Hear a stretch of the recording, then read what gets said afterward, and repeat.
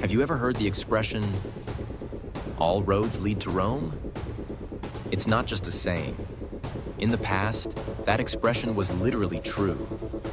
For nearly 1,000 years, every stone, every soldier, every coin, every law, and every kingdom on earth somehow led back to one city, Rome. A city that began as a collection of mud huts on the banks of the Tiber River and grew into the most powerful civilization the world had ever seen. But this isn't just a story about ancient history. It's a story about power, how to get it, how to keep it, and how power can destroy anything that stands in its way. So let's go back, way back, to the beginning.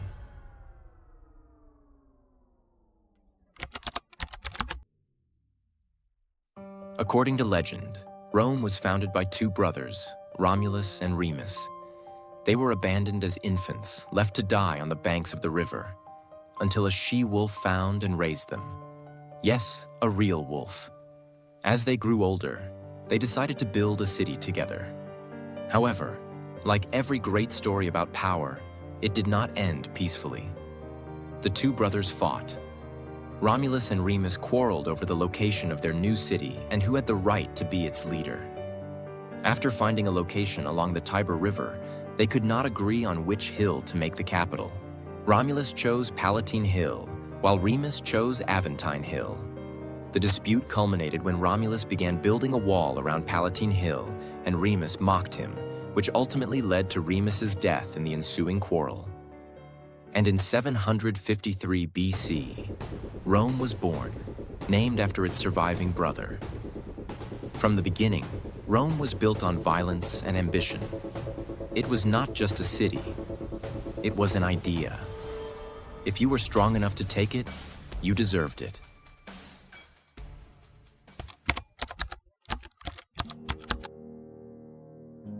From kingdom to republic, Rome's journey from a small kingdom to a powerful republic is one of the most fascinating stories in world history. This story begins with the reign of the first king, Romulus, and ends with the overthrow of the last king, which marked the birth of the Roman Republic. During the monarchy, Rome was ruled by 7 kings. The first was Romulus, reigned from 753 to 717 BC. Romulus is known as the founder of Rome and the creator of early political institutions such as the Senate. He also divided society into 2 main classes: patricians, meaning nobles, and plebeians, meaning commoners. One of the most famous events during his reign was the abduction of the Sabine women, which was carried out to increase the female population in the new city. Second, Numa Pompilius, reigned from 717 to 673 BC. The second king, Numa Pompilius, is remembered as a religious ruler who brought peace to Rome.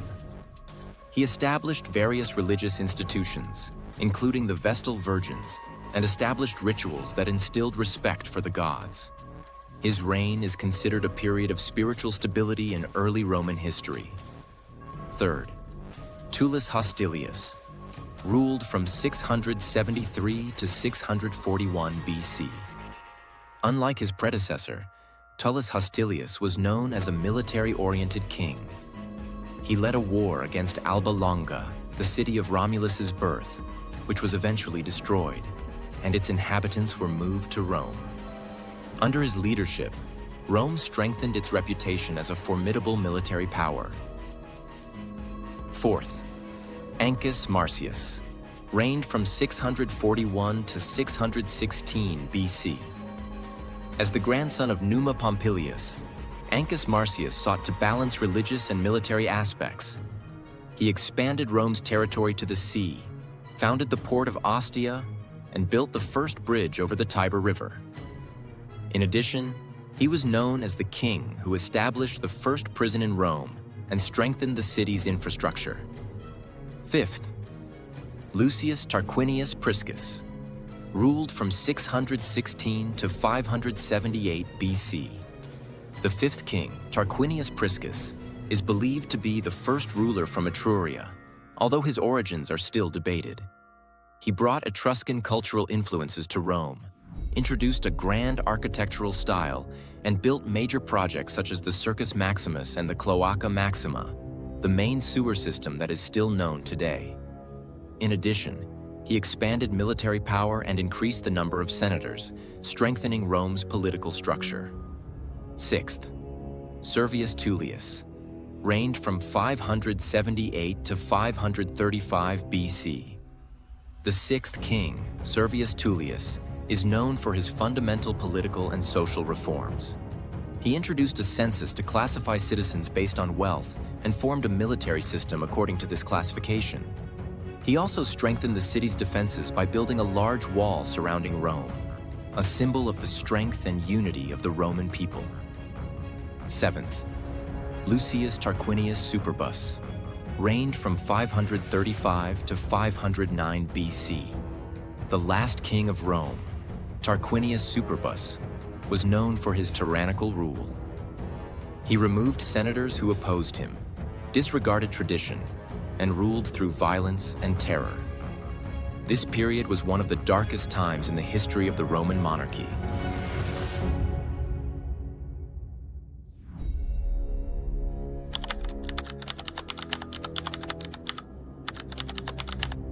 The end of the Roman monarchy was triggered by the heinous actions of Sextus Tarquinius, the king's son. He raped Lucretia, a noblewoman known for her honor and loyalty. Out of shame and a sense of shattered dignity, Lucretia committed suicide after revealing the incident to her father and husband.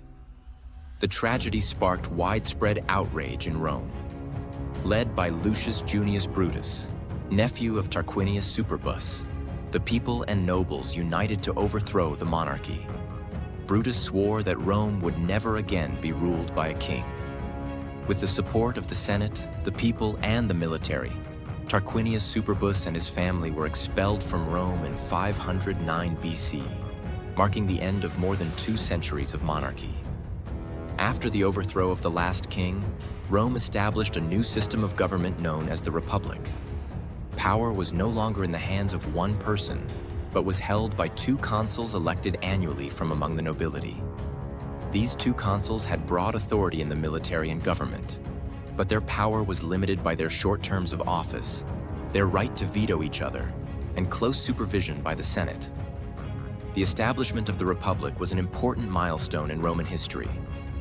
This system allowed for the formation of more complex political institutions, a more equitable division of power, and a stable government structure.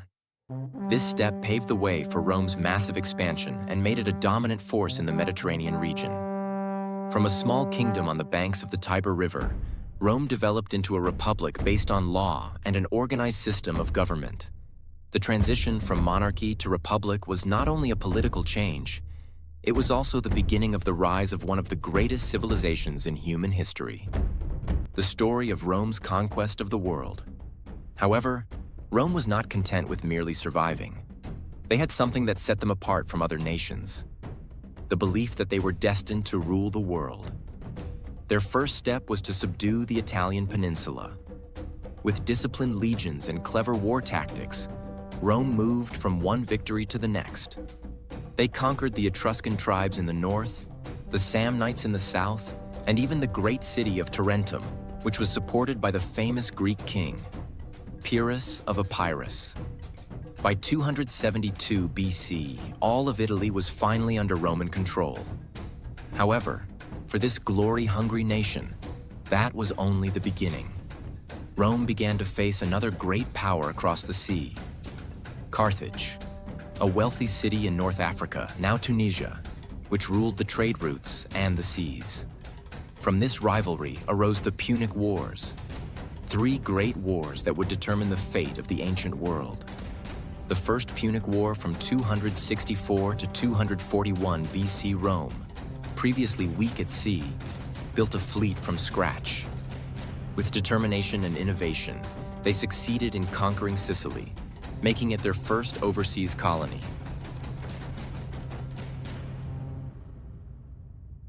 The Second Punic War, from 218 to 201 BC.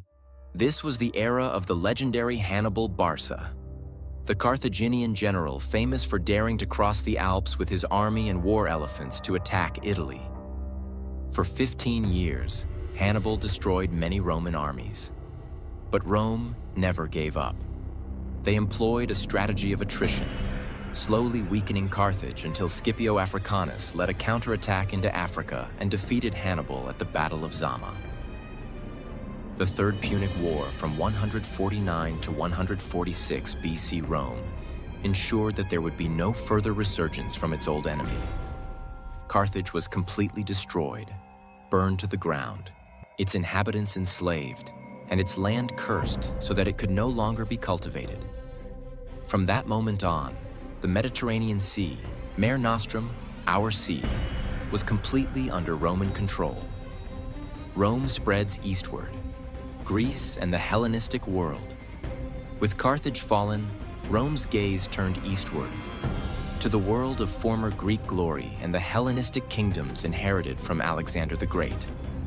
Through a series of wars, they conquered Macedonia, Greece, and expanded their power into Asia Minor, Syria, and Egypt. However, behind these military victories, something ironic happened. Rome conquered Greece by force, but Greece conquered Rome culturally. Greek philosophy, art, and science infiltrated the heart of Rome and became the foundation of the Roman civilization we know today.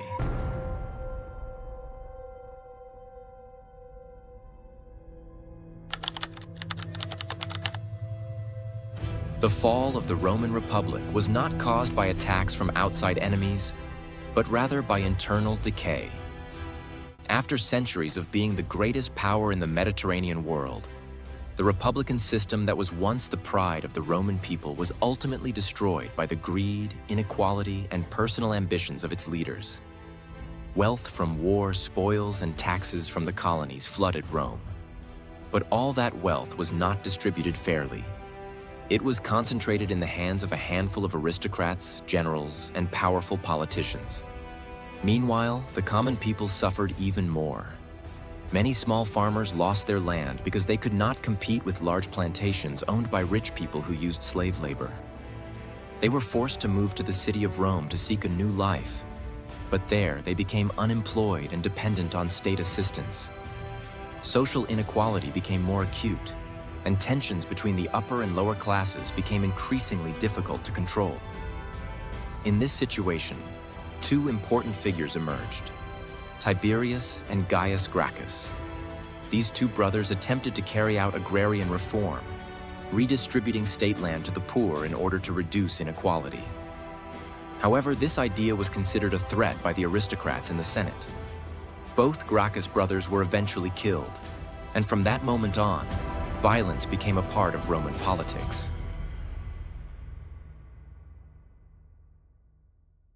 Their deaths signaled that the path to peace had come to an end.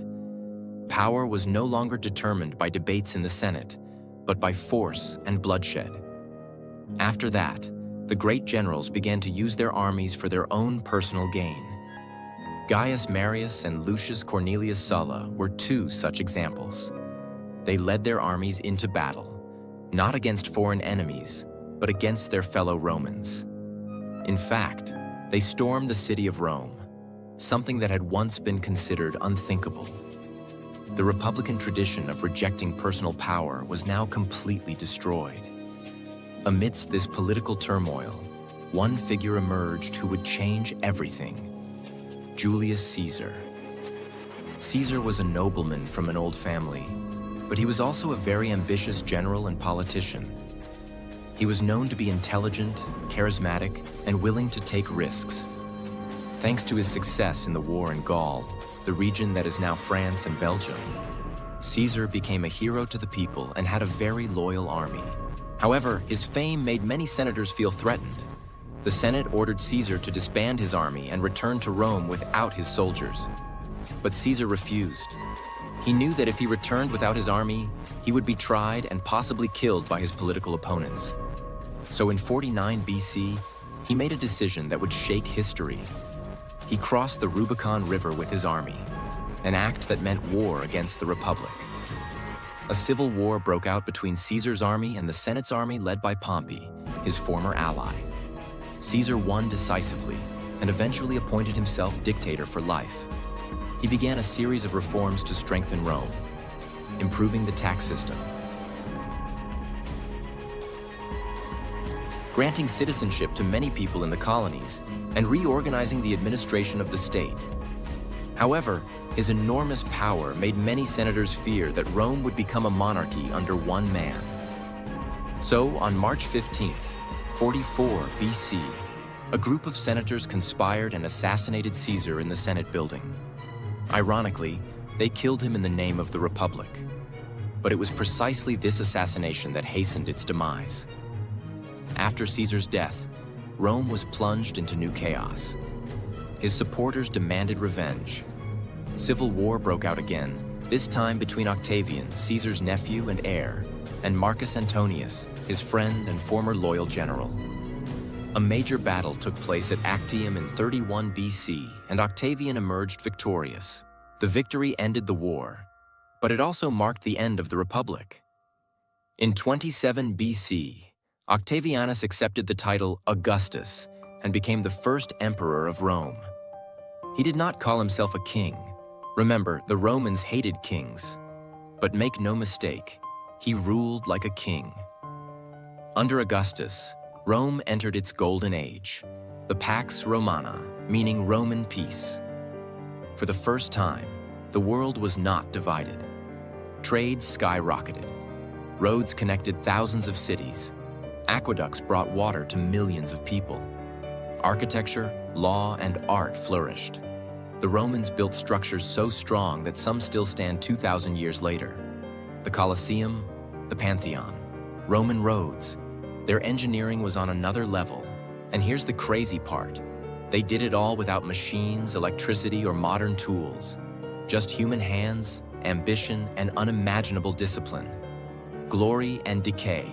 No empire lasts forever.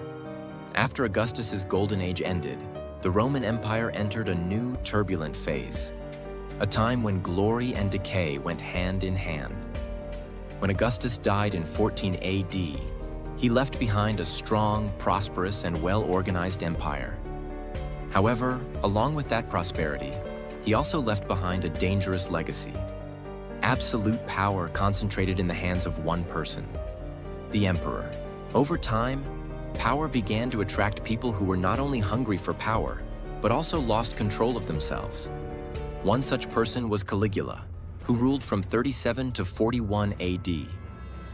He considered himself a living god on earth. He built a palace directly connected to the Temple of Jupiter, so that the people could worship him without intermediaries. And in an act legendary for its absurdity, Caligula reportedly attempted to make his own horse a senator. This act was not merely madness. It was a symbol of how far power can corrupt human reason. Shortly thereafter, Rome was ruled by Nero, an emperor better known for his pleasures and ego than for his leadership. When a great fire engulfed the city of Rome in 64 AD, legend has it that Nero played the lyre while watching the city burn. Whether the story is true or mere propaganda can never be confirmed. But one thing is clear. His reign was filled with terror, extravagance, and fear. He even executed his own mother and many senators who opposed him. Through these stories, one lesson repeatedly emerges from Roman history. Absolute power, sooner or later, always leads to absolute corruption. However, despite being plagued by insane leaders, political betrayal, and moral crises, the Roman Empire did not collapse. It adapted. It evolved. A strong governmental structure, a well-organized legal system, and a disciplined army kept Rome standing even when its leaders lost their way. And surprisingly, amid all the chaos, Rome actually reached the peak of its glory. In the 2nd century AD, under great emperors such as Trajan and Marcus Aurelius, the empire stretched from Britain in the west to Mesopotamia in the east, from Spain in the southwest to Egypt in the south. More than 60 million people, nearly a fifth of the world's population at the time, lived under Roman rule.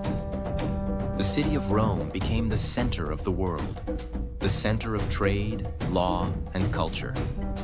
Roads were built across the continent. Latin and Roman law spread widely, and the Pax Romana, a period of peace that lasted for nearly 2 centuries, became a symbol of the highest civilization of the ancient world.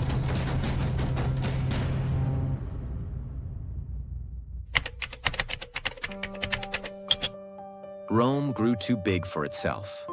Its territory stretched from England to Egypt, from Spain to Syria.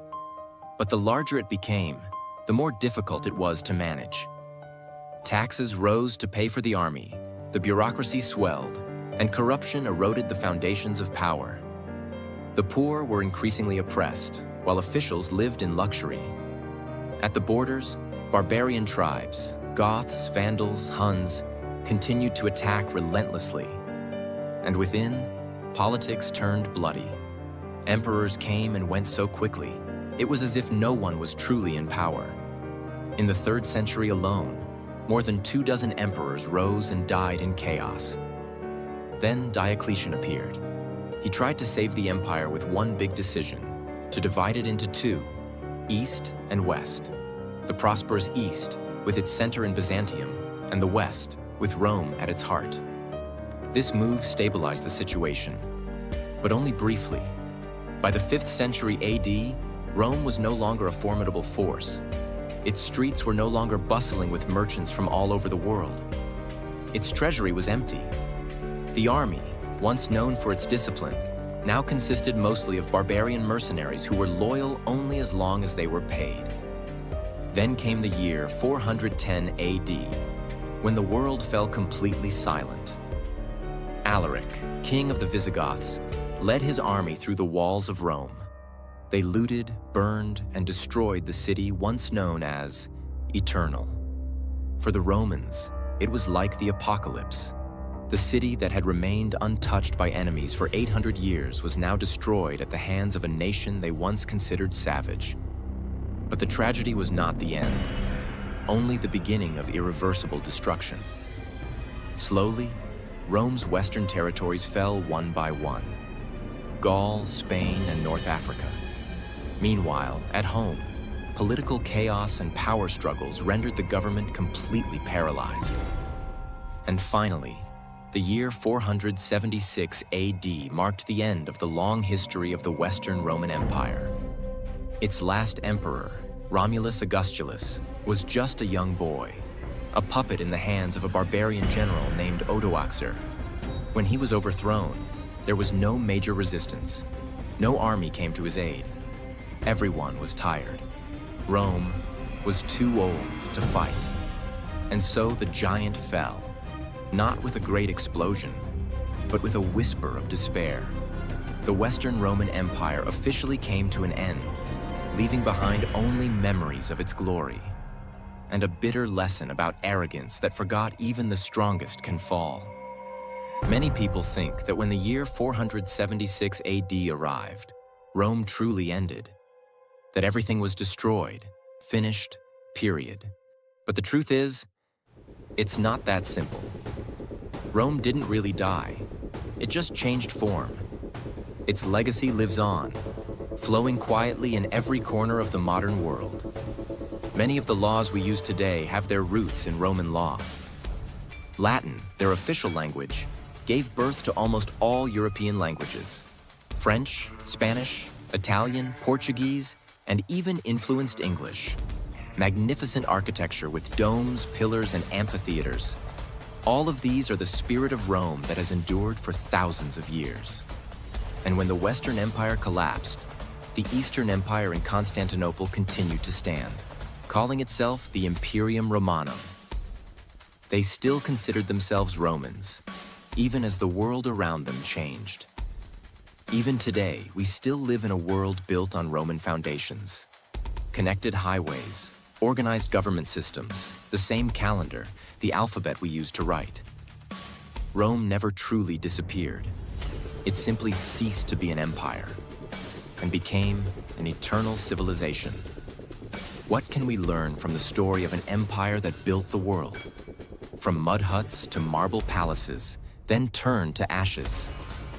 First, ambition can create miracles, but greed can destroy them faster than we imagine.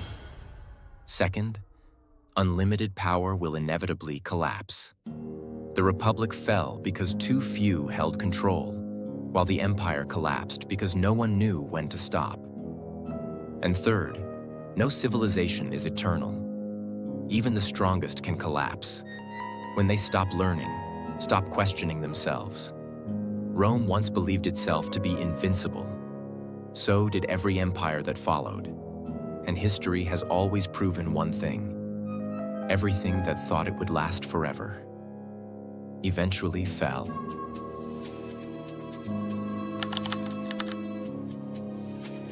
Today, if you walk through the streets of modern Rome, you can still see the ruins, the broken pillars, the ancient walls, echoes of a world that once ruled everything. But if you listen closely, those ruins still whisper. They whisper of ambition, of glory, of loss. Because the story of Rome is not just about the past. It's about us. Our society, our politics, our greed, our genius. It's all there, carved into the stones of the Colosseum. Rome reminds us that power is temporary, but legacy is eternal. Rome began with a myth, twin brothers and a wolf. Rome grew through blood, ambition, and brilliance. It reached unimaginable heights. And when it fell, the world was never the same again. Because whether we realize it or not, we still live in the shadow of the Roman Empire.